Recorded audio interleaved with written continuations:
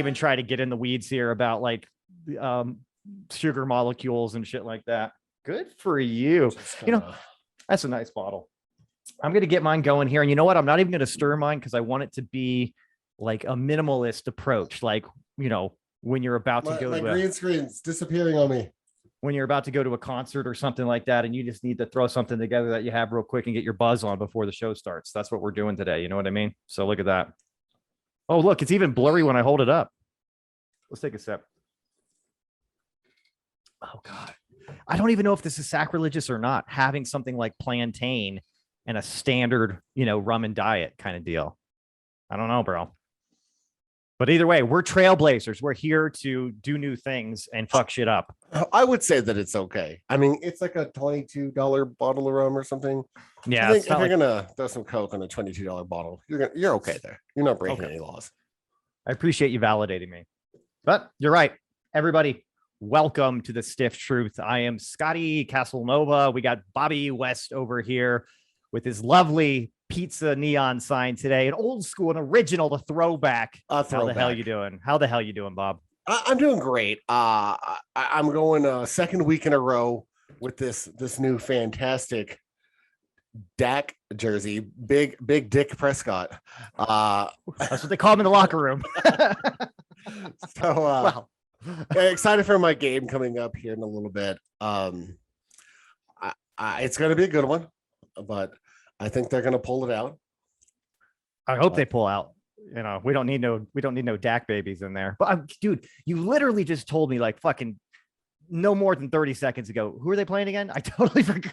The Panthers. They're playing the Panthers today. Carolina Panthers. I should remember that. Okay, I got that. We got a lovely game today up against the Atlanta Falcons. And the Falcons for the past couple of years, you don't know what you're going to get.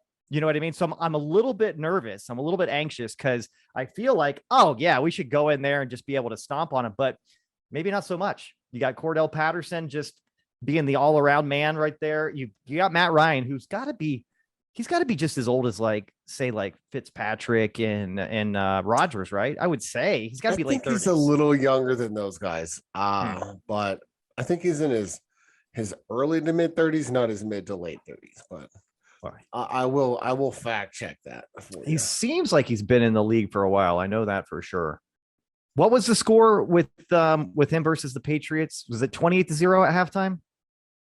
And the Patriots came back and beat them on the Super Bowl. It was like, it was like 28-3 or something like that. Oh, Jesus Christ. They're never going to live that down. Anyways, but God, he is 36. Yeah, right around there. I want to say Rodgers is 37, like Roethlisberger's around that age too, right? They're all traditionally he's in his prime for a quarterback. He should be good for the next couple of years at least. And then, normally around 39, 40, you see that sharp tail off, but we'll see. I'll tell you what, man, the snapshot of quarterbacks that some of them are still in the league that are in that like 35 to 40-year-old range. That was a good class of quarterback. I'm going to miss them here in a couple of years. You know what I mean? But I feel like they've been around for a while. They've kind of been like the staple of the NFL since, the early 2000s. We'll call it that. Yeah. And it's strange how the waves come, right? Like these guys are going out here the next few years, and this new batch of quarterbacks has already started coming in to replace all these old greats that are around the same age, like you said, like 35 to 40, except for weird Tom Brady that's like, a million fucking years old and still playing quarterback. But other than that, no exaggeration at all. I mean, he's 44. That's really close to a million for sure. Yeah, no, absolutely. All right, we won't make this a complete football podcast unless we really want to. Fuck it. This is our show. You know what I mean? We do what we want. This is Stiff Truth. It could be Stiff Football Truth from now on. I mean, shit. It could be. It's not going to be today because we do actually we have some things that we'd like to discuss. There's a reason we're drinking rum and Coke. Enlighten everybody, Bob, because I know, but I don't want to say anything, but I have a hard time keeping a secret. So you gotta go ahead and just do it before I let it out. So today we're going to be talking about something that you'll find out just after this. but no, today we're going to be talking about concerts, the importance of them, are some of our favorite ones, benefits, experiences.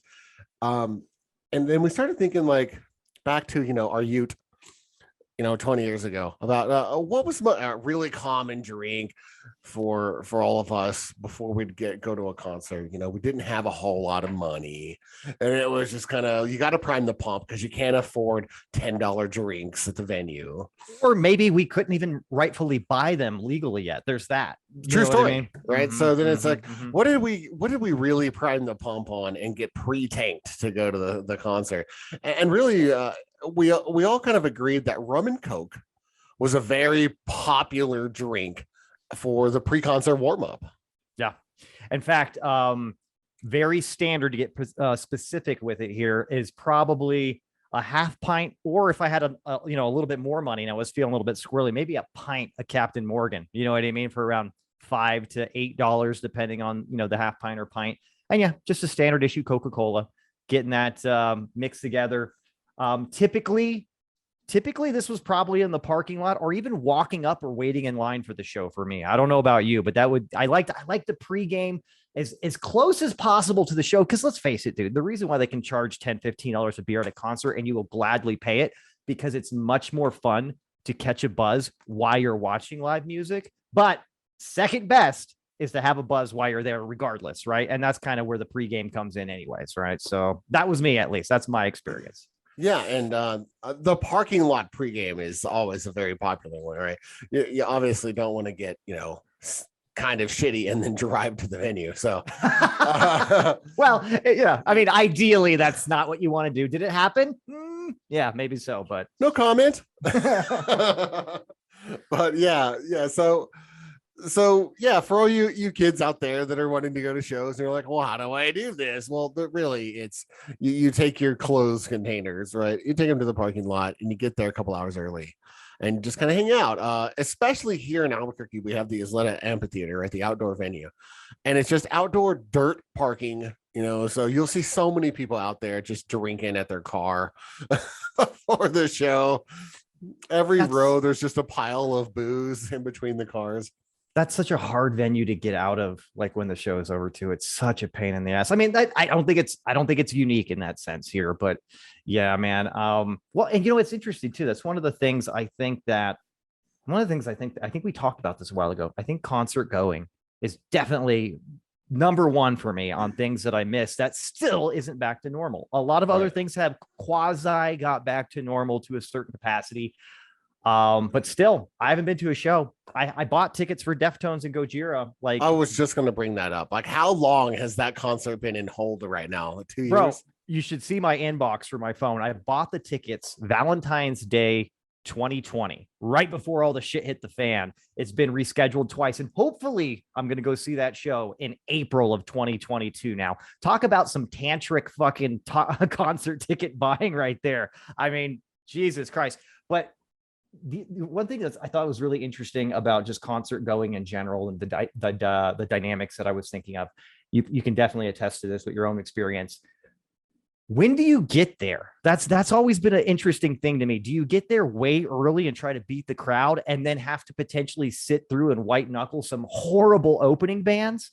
Or are you going to get super, super lucky, which I have one experience of, where the opening band is somebody I never heard of before and actually ended up being one of my favorite bands and better than the headliner? You know what I mean? Just how do you treat the opening band? I mean, a lot was of people that an treat Edge Fest concert? No, it was. Oh, okay. I'm just but it very well could have been. There's definitely, geez, I want to say Edge Fest 4 was probably a good standout for me. This was like, is that the one with System? I can't remember. Maybe not. That was probably a little bit after. I want to say this one was when I was a freshman. So I want to say it was like 96 or something like that. But regardless, when do you typically, let's just say right now, okay, you're going to go to a show. You love the headliner. You have no idea who the opening acts are. Let's say there's 2 opening acts. Show starts at 7:30. You know the headliner's not going to be on until like 9:30, 10. When do you show up and why? So I think it depends on the venue. Right. It depends on what you really got going on. If you're going to the launch pad, right, it doesn't really matter how close to the headliner you go. You're not going to be missing out on much. It's a smaller venue. Chances are they're going to be like a local band or bands that you really haven't heard of. Just so everybody knows too, that's not familiar with the Launchpad. This is like a standing only, no seating type of small venue where essentially every single ticket you get is a floor ticket, right? Yeah, it's so, like what, like 300-400 people that can be smashed in there. Yeah. It's a very, very small. Same with the Sunshine. It's a 900 people venue, so it's easy to get out of. Parking's not a terrible bitch. You know what I mean? When you go to a festival type of environment, so say you have a day ticket to Coachella or whatever the fuck you're trying to do, right? Obviously you're going to try to get your money's worth, get all that you can. You never know like really who you're going to see or what you're going to see or what bands you're going to see. You want to go there early. Even the amphitheater environment, because of the tens of thousands of people that can cram in there, you kind of have to get there early, even if you're in the grass, because you do have to get a decent seat. You're not in front of a pole or whatever the fuck, right? Yeah. That's kind of my thought on it. Is the bigger the venue, the earlier you need to get there. Okay. I like and that. then obviously the smaller the venue, the probably the closer to the main headliner that you want to go. But 100%, dude. It always sucks when you get there and you're waiting for the headliner, and the headliner finally comes on, and the best part of the show has already passed, and you don't know it. All right, because you watched it, but you're anticipating the headliner is going to kick ass, but then they don't, and you're like, well, fuck, I didn't know that Insane Clown Posse was gonna like have the day at Edgefest, whatever the fuck that was at the fairgrounds, but sure. But it definitely happens, and it's such a letdown, dude. Yeah, that's interesting too, man, because I usually, and I'm going to admit it, even though I've been proven wrong, I usually treat the opening acts like take it or leave it. You know what I mean? They're expendable. And I'll even say too, if I haven't got my pregame on and I'm like, you know what, we can't be going in hot to this venue.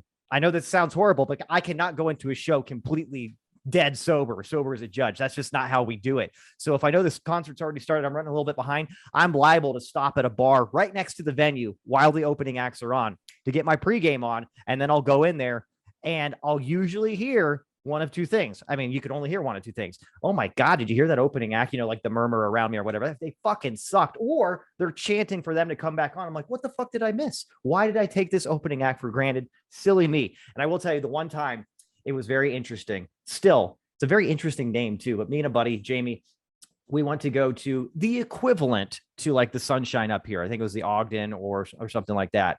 And we went to go see Gary Newman. If you know Gary Newman, he did that song Cars from the 80s. Oh, yeah. And he's turned into kind of like a industrial godfather after like the mid 80s or whatever. He got a way darker, a lot more synth and an industrial kind of sound. So we were super fucking stoked to go see Gary Newman. We did get there early. Band, just like a one-man band called Big Black Delta came on, stole the fucking show. And I'll tell you what, probably one of my favorite artists to date. And that was the one time I just happened to get there early and saw the entire opening act. And Gary Newman was awesome. But I was like, dude, I'm so happy that I came here early and saw this. And that's what, moving forward now, I always try, regardless of the venue size or, whatever, I always try to get there so I can see all the bands. But you know what happened since then? Since then, every single time I'm like, let's just fucking move it along here. It's got the Oscar wrapping it up music in my head when the opening acts are on, because they're fucking god awful, dude. I'm like, man, this is like a 1 in a million thing. But it seems to me I'm okay stomaching the shitty fucking intro bands if I can get that 1 out of 100, man. You know what I mean? So that's what I'm going to be doing for moving forward here. But still concert going, bro. Here's another really big thing too that I used to be really involved in.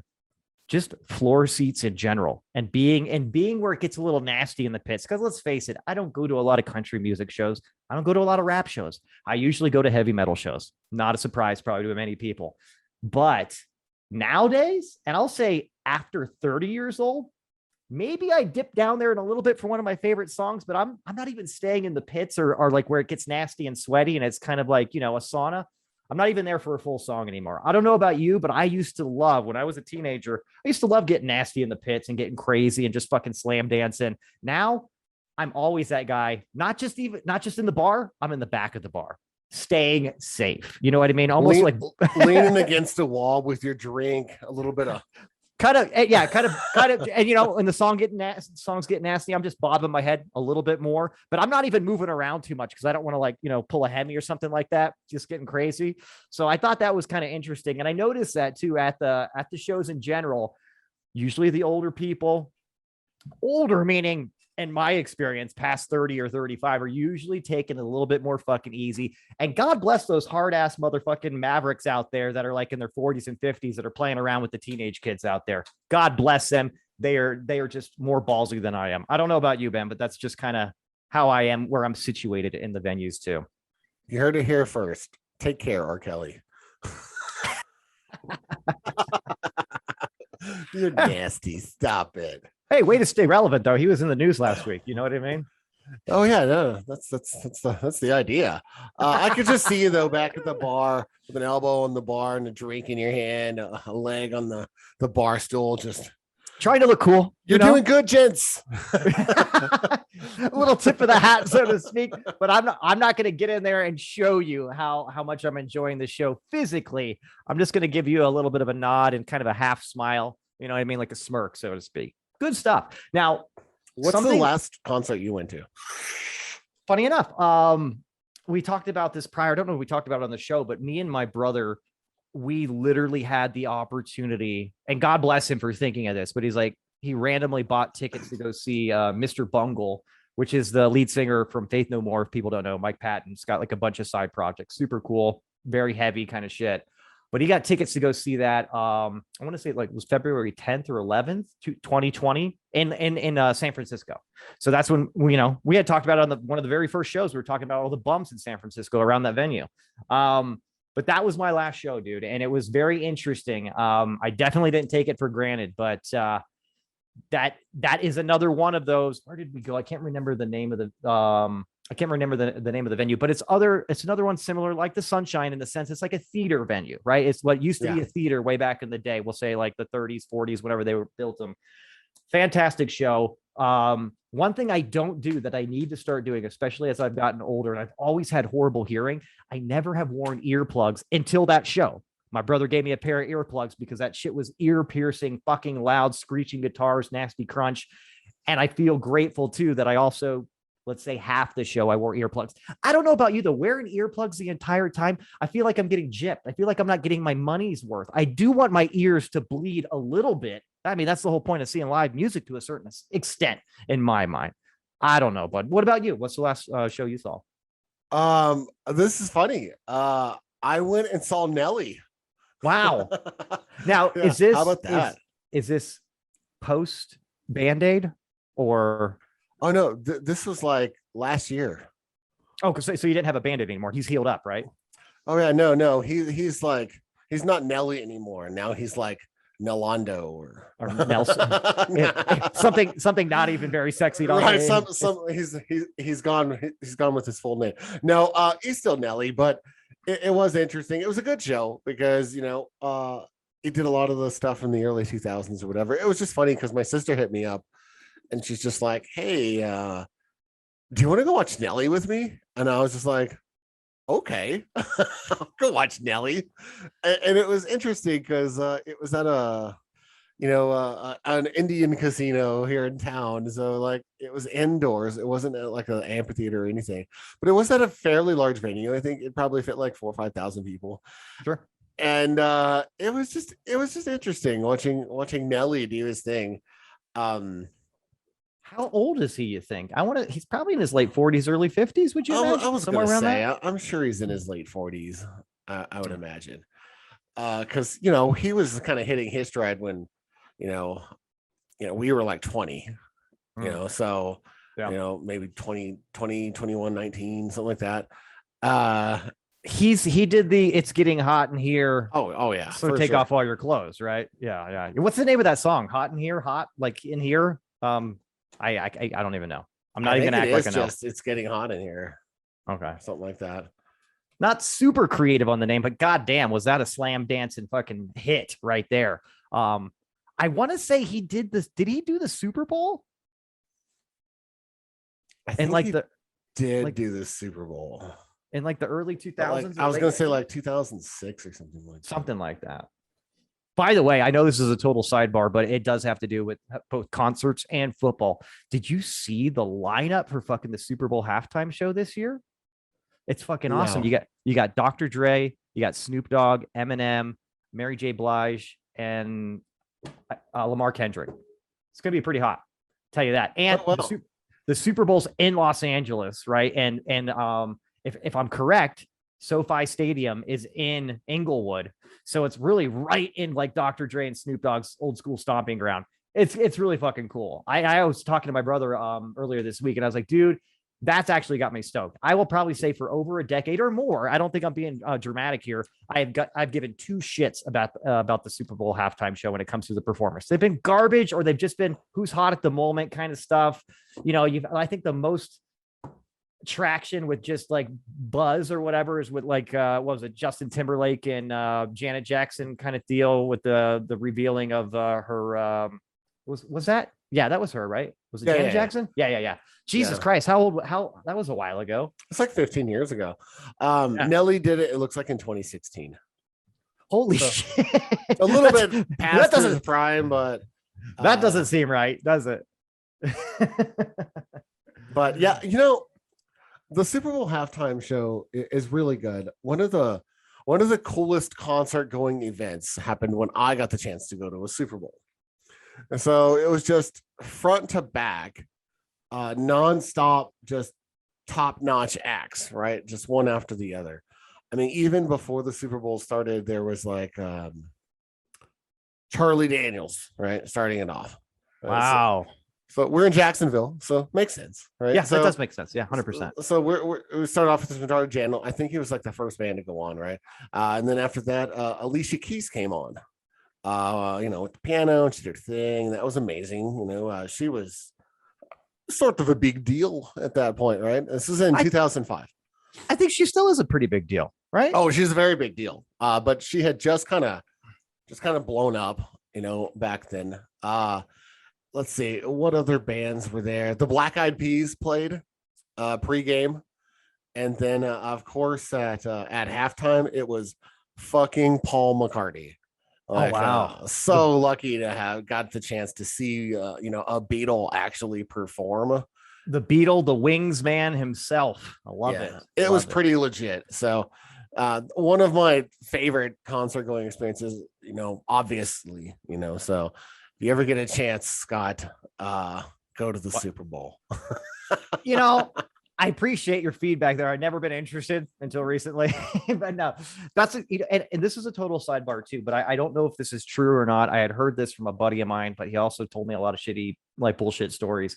Is it true that the original name for one of the Black Eyed Peas song is, let's get retarded in here instead of like, let's get it started in here? Is that true? And they changed it or whatever for like more of the mainstream, like, I don't know. I could see that. Because slang for like let's get retarded could definitely be get down. So I can neither confirm nor deny that. It definitely sounds like it could be true though. It seems like, I don't know.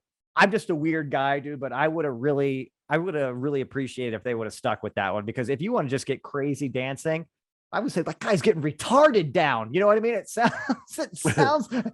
like a good visual for somebody like let's get retarded in here. It's like, wait a minute. Does that mean I start banging my head against the wall over here, or what's going on? You just start running.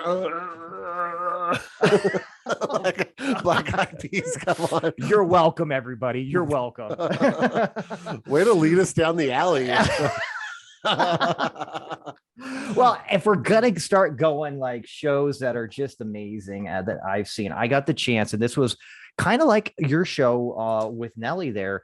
I got the chance with my boy Blair. This was 2017, I want to say. Just got a random phone call, right? And it was like a Monday or Tuesday, and he's like, "Hey, you want to go see Roger Waters? From Pink Floyd?" Yeah, fuck I'm like, yeah, but like when? And he's like, yeah, it's like tomorrow night. I'm like, just checking with Jamie. I'm like, I'm just going to a show. She's like, yeah, sure, go ahead. And he was a veteran, right? So he had, there's this program for veterans where if you sign up for it or whatever, they would just get random like concert tickets to different shows. You know, they would just what say, a cool score. yeah, right. So, and they were fucking amazing seats too, for free. The tickets even said $0 on them and shit like that. And we literally went to the Pepsi Center and saw Roger Waters literally do almost every single song from The Wall. Wish You Were Here. He did a few songs from there. He did a lot of songs from Dark Side of the Moon too. It was fucking amazing. There was even like the old school. Of course, we weren't alive, but in the 70s, a lot of the Pink Floyd concerts, they'd have that big fucking pig flying around, the Pink Floyd pig flying around the concert, whatever. They had that rocking.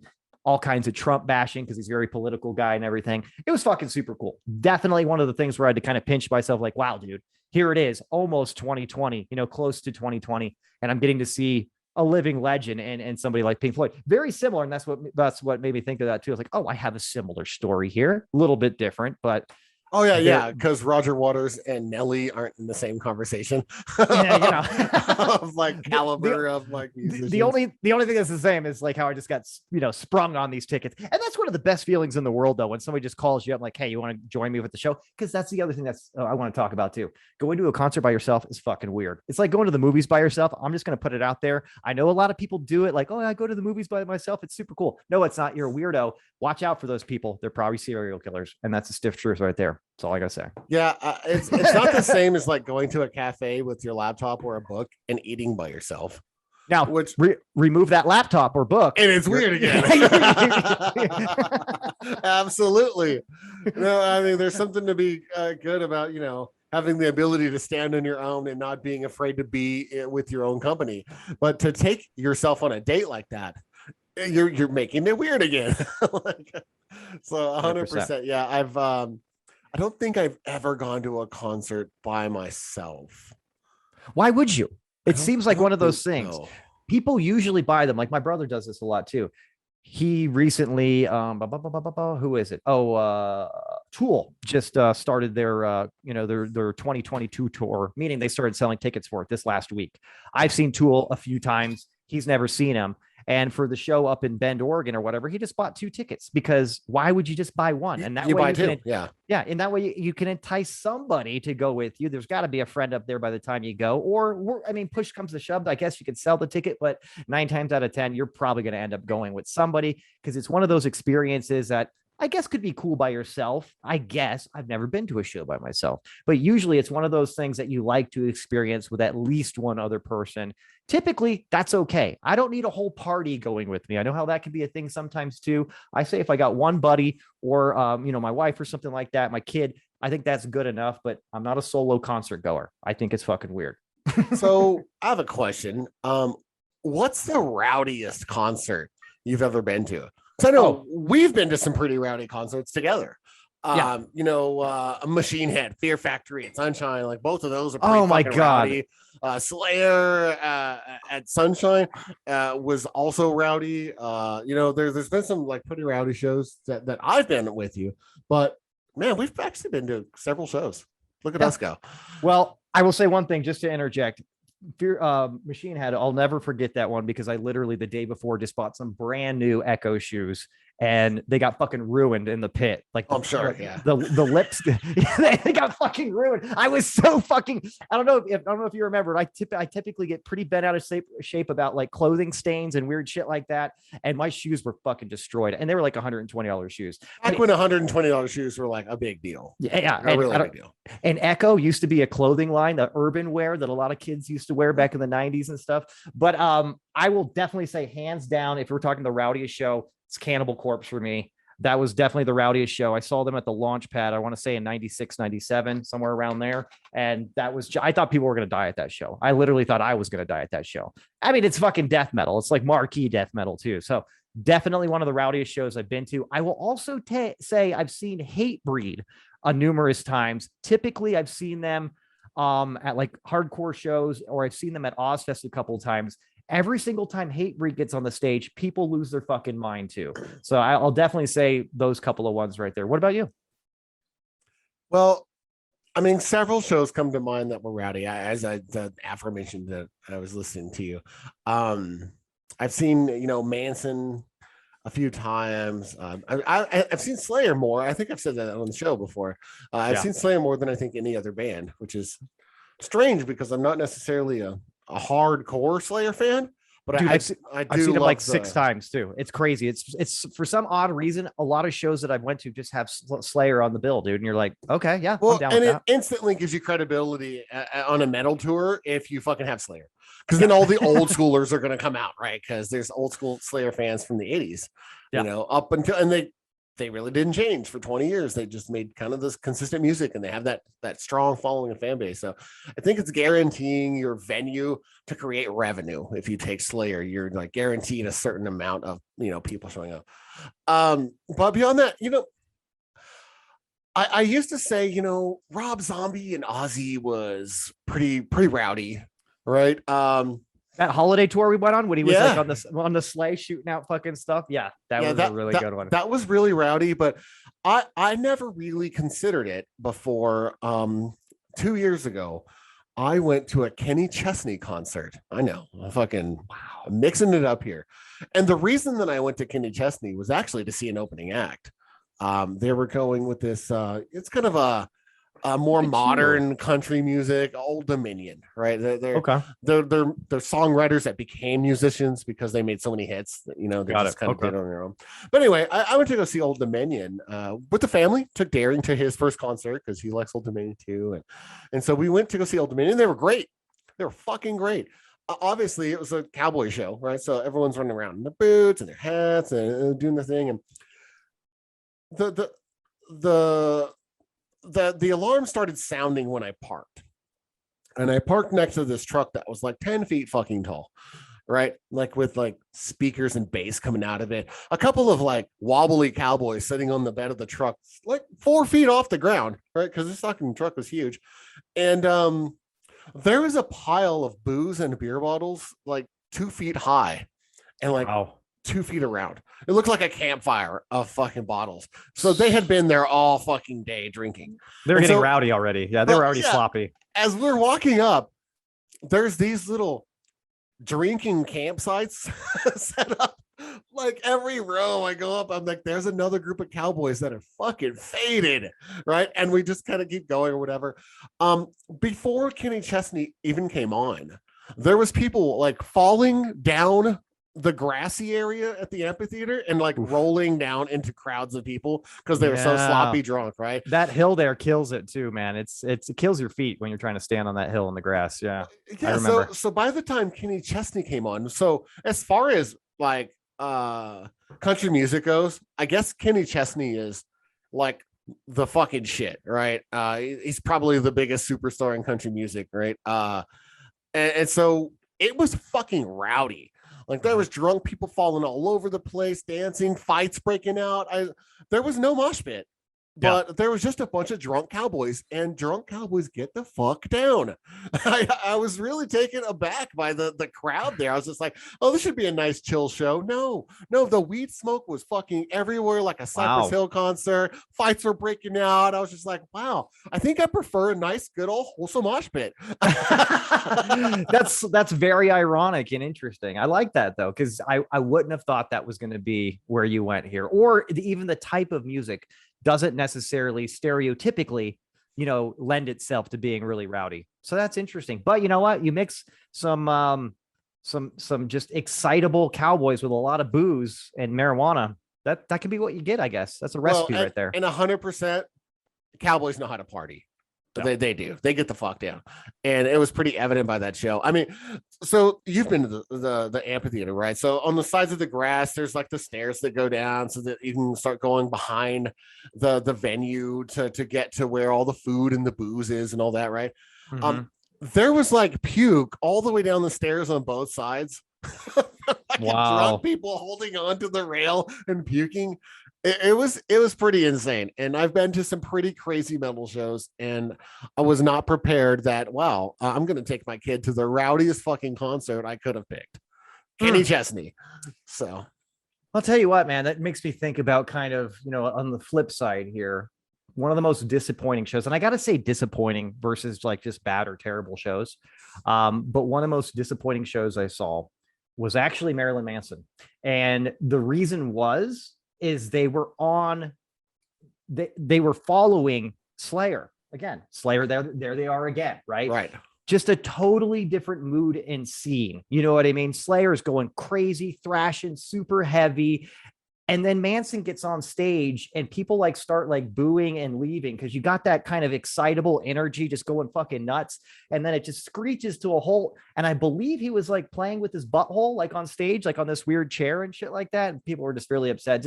It ruined it for me, man. But I will just say I've seen Manson prior to that and it was a good show. I just think with something where you have I think it's very important with concerts, the lineups and how people come out and how they perform. The sequence can be very, very important, could be very detrimental, or it could be like the highlight of the show was just how they did it, right? Because I think the energy that you kind of present can make a big difference if you go too much one way or the other, right? You could do a 180 with the kind of energy and just it could destroy everything, or it can marry very well. It was very interesting. What about you? Like instead of Marilyn Manson, if Slayer had opened and built that energy up and then Rob Zombie walked onto stage, sure. Perfect marriage of what's going on there to keep that excitement rolling. But you're right. The opening act's supposed to hand the torch off, get the crowd up, get them going, get them into the show, and then hand the torch off. And then the headliner is supposed to then amplify that to its peak and put on like the sick show and,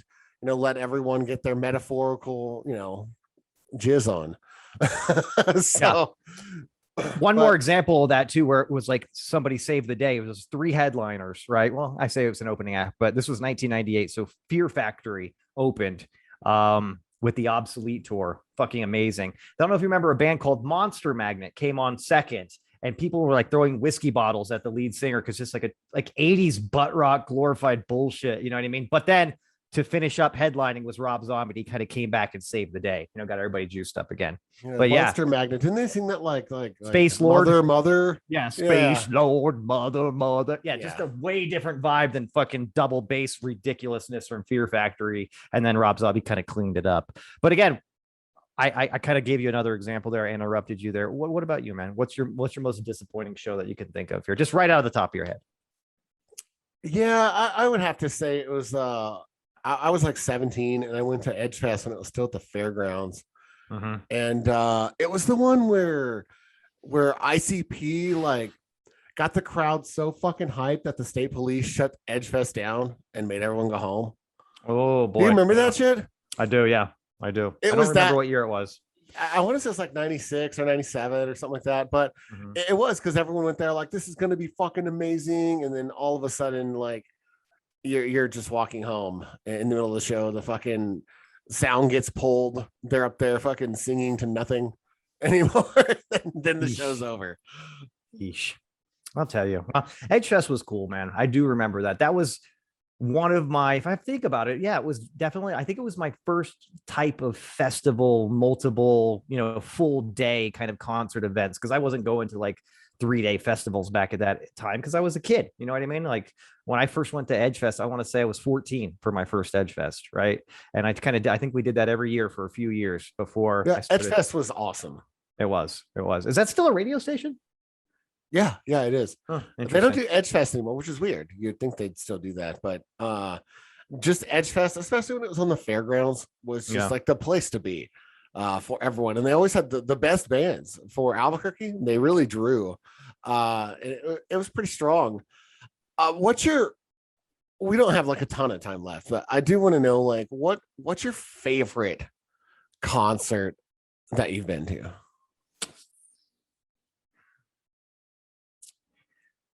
I don't want to do a cop out here, but I want to say in 2010 at Red Rocks, I got to see Deftones and Alice in Chains headlined. Oh, that's awesome.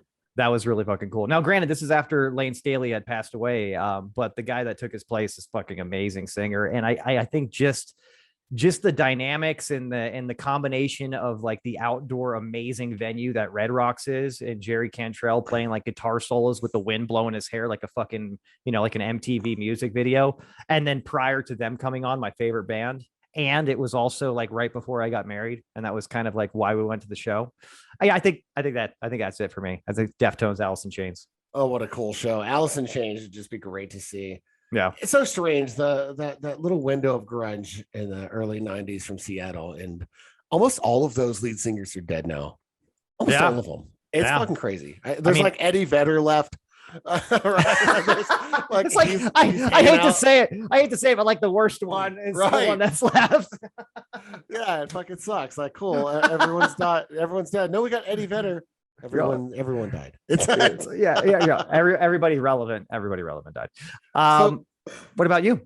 So I gotta say, like, obviously the Super Bowl thing was a different experience. That's probably one of my favorite experiences. I was there with my dad. Like, it was just fun. I was getting shitty. You know what I mean? It was Sure. pretty epic. Sure. But I think my favorite concert was actually one that we were all together. Me, Interesting. you, Dustin, Lee, like we were all fucking together, and it was the Rob Zombie Aussie like holiday show. And just to kind of recap here, so Rob Zombie comes on, and we're all sitting at like our normal seats at Tingley, right? And we're enjoying the fire and the crazy show. But then when the lights went out at Rob Zombie and Ozzy came on, like all of us jumped like that 10-foot wall and rushed the floor, right? Yes. So that we could get on the floor for Ozzy. We're all ducking down away from the security guards so no one can like see us. And then we blend in with the crowd, and we all managed to get, except for one of us got caught. Oh yeah, that was Dustin, right? Dustin. Yeah, I think Dustin got caught. I think he got kicked out. He had to spend most of the show outside. Yeah, it sucked because he missed the most epic show. So that was sudden, if I'm correct, that was the Merry Mayhem tour. If I'm correct, because it was right around Christmas time, right? Right, and then Ozzy came in, like the lights went dark, and then the jingling of the jingle bells started, and then Ozzy came from the top, and he circled around the venue and on his way down to the stage, shooting out like t-shirts and shit with like a potato gun or whatever the fuck he had, right? I will say this. I will say Ozzy's definitely the best showman that I've ever seen in a concert. He just gets you fucking fired up. You know what I mean? Just that guy just brings it. He brings the energy with him, and you just it's contagious, man. Yeah. So and Zakk Wylde was there. He had his little like Jimi Hendrix solo that he busted out just like on a speaker by himself. Apparently he was giving Ozzy a break because he was having like some sort of like episode medical issue, right? and Zakk Wylde just goes out there, all right, I'll play the national anthem. So it's like a quick dose of America, and then fucking Ozzy comes back, and he's and then he fucking just starts rocking out, and he's completely coherent, and you can understand every lyric when he sings, but when he talks, he's like an asshole. So it's weird. I've always thought that's very interesting on how he cannot form words when he's trying to talk to you, and he's been like that for 20-30 years, but still to this day at like 70 something years old, give that motherfucker the microphone and he sounds crystal fucking clear, like he hasn't skipped a beat since 1970. It's very interesting. Oh, and he's still pumping out music. I mean, he just came out with a song with fucking Post Malone and like Travis Scott or some shit. It's actually pretty fucking good. I was trying to hate on it and I just couldn't do it. And it was good. Ozzy, man, for how old he is, that dude just gets the fuck down. But hands down, we were all together. It was such a crazy experience that was just one of my favorite episodes, one of my favorite concerts to ever go to. It was just pretty awesome. I do have another story about an interesting concert. So this is down, this is down at the convention center. Okay. And I was with our good buddy AC. The Chavs, right? So I believe he's in jail. Probably, right? So I'm with him, and I'm chilling out at a buddy's house. We're downtown, and it's me, Angel, and another one of our friends. I forget his name, but anyway, so a really good friend. Right. So it's like 3 p.m. and the show's at like 7, right? So yeah, I was just like, let's go check out the venue. So we go to the convention center in Albuquerque. And I was just like, let's preface this by we killed a bottle of Jack between the three of us before this little adventure. Well, naturally, you had to get primed. I mean, I don't blame you at all. Good for you. So, I appreciate that. So I think I'm like, I don't even know, my mid-20s probably. Anyway, so we're going over to the convention center. I think it's on a Saturday. We're all liquored up pretty good. And I'm just like, hey, I bet you we could like get backstage for sound check right now. Oh, there you go. And they're like, no way. And I was like, no, I got an idea. And so I was like, don't just go along with what I'm saying. Yeah. Okay. Just let me do the talking. I'll handle this. Right. Follow the leader. Let's go. And so we go up to the security guard, and I'm like looking around, and I'm like, fuck, man, how are we going to get back in there? All right. And I go to the security guard, and I'm just like, hey, man, I can't get back to the equipment van. Like, I'm all turned around over here. We're not from in town, you know, we're just trying to set up the sound equipment for sound check. And I locked myself out of a one-way locked door. Our passes are in the van still. I was like, dude, can you help us out? And this security guard fucking says, yeah, no problem. So he starts unlocking every door for us and just like walking us right on through. And so next thing you know, we're at the fucking backstage for Atmosphere sound check. Lovely. We pass Ant, who's like outside smoking a cigarette. We have this conversation with Ant for a minute about some shit, get an autograph, and this is like on our way out of the sound check. But we did totally fucking convince the security guy that we were roadies and that we were fucking just like made the wrong turn and couldn't get our way back. So he actually showed us where to go and unlocked every door for us. So it's pretty legit. We went home after that, or went back to my friends or whatever, and then came back later for the concert. And this is the first concert he had been back since, you know, the incident at Sunshine. But it was a pretty crazy concert experience for me. And the concert was okay. I mean, it was Atmosphere, so that was cool, but it was in no way near the Ozzy Rob Zombie concert. It was just funny because of the whole adventure before the concert.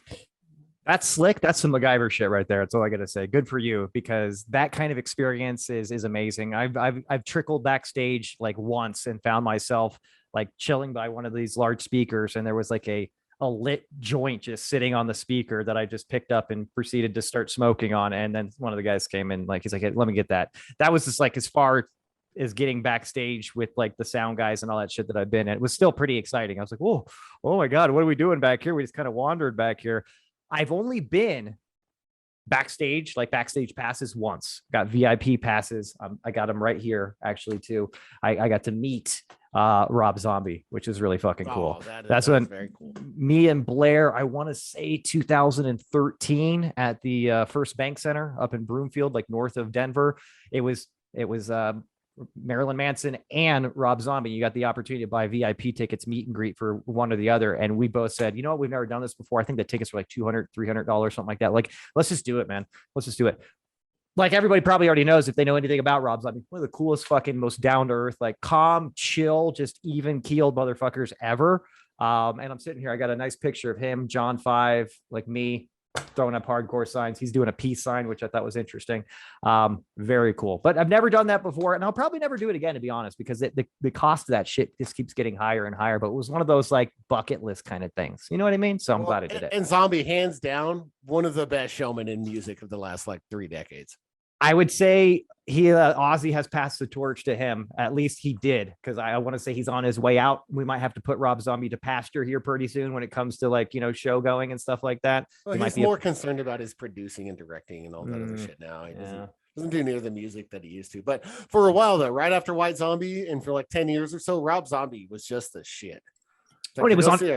And the reason why we saw him so much, he was touring like every fucking month in a different tour. He was around the clock working, bro, popping out movies and doing fucking tours like 24/7 for like 10, 15 years. So yeah, if you didn't see Rob Zombie and you're a metal fan, shame on you. Yeah. You probably still see him. Now he's like in his mid 50s or something like that. Definitely slowing down his life. Yeah. Well, Bob, I think we're about out of time, bud. Oh, we're probably past time, but it was fun. Oh, no. What a fun conversation to have. Give everyone a little peek into some of our concert goings, and I will say this: after COVID's over, we're gonna have to keep making some of these memories, because some of my favorite concerts that I've ever been to has been with you, buddy. Oh, that is, I may cry, but I'm gonna wait till I get off camera to do that. Just wait till the Redskins lose, then you can have that excuse. Oh, on that note, thanks everybody for tuning in, checking us out. We enjoy everybody's company. We'll be back at it again next week, guys, and it's going to be fun. We're going to start getting into what's my favorite month and my favorite holiday, and I think Bob the same here. So get ready for some spooky shit, because we're going to start diving into all things Halloween, all things macabre, all things crazy and weird, and just dark and devious. So until then, guys, enjoy. Check us out on all the podcast platforms. Rate us, like, and subscribe, all that shit on YouTube. Bob, you got anything for the kids? Well, you set it off. So thanks, everyone. Peace.